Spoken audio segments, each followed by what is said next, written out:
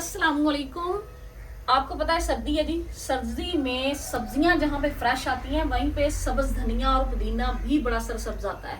ये देखें, मैंने आपको धनिया इसलिए दिखाया कि आपको पता है कि जी अगर आप खेतों से धनिया तोड़ के ला के चटनी बनाते हैं ना तो उसका क्या ही मजा है।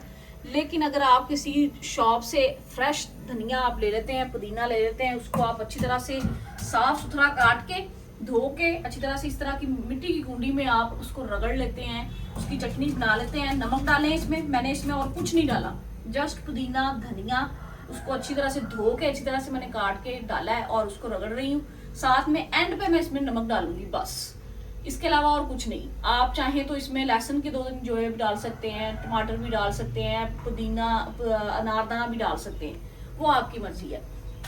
बाकी इसको धनिए में आप दही में मिक्स करके खाएं, चाहे आप रोटी के साथ वैसे सालन, खुश्क सालन जो होता है, जिस तरह की आजकल भुजिया बनती है मटर गाजर और आलू की, इस तरह की सब्जी के साथ खाएं, बहुत मजा आएगा।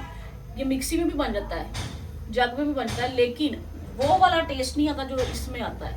मेहनत तो होती है लेकिन बहुत मजे का टेस्ट आता है। साथ में मैंने बनाए हैं जी चने वाले, जीरा वाले और चने वाले सफेद चावल।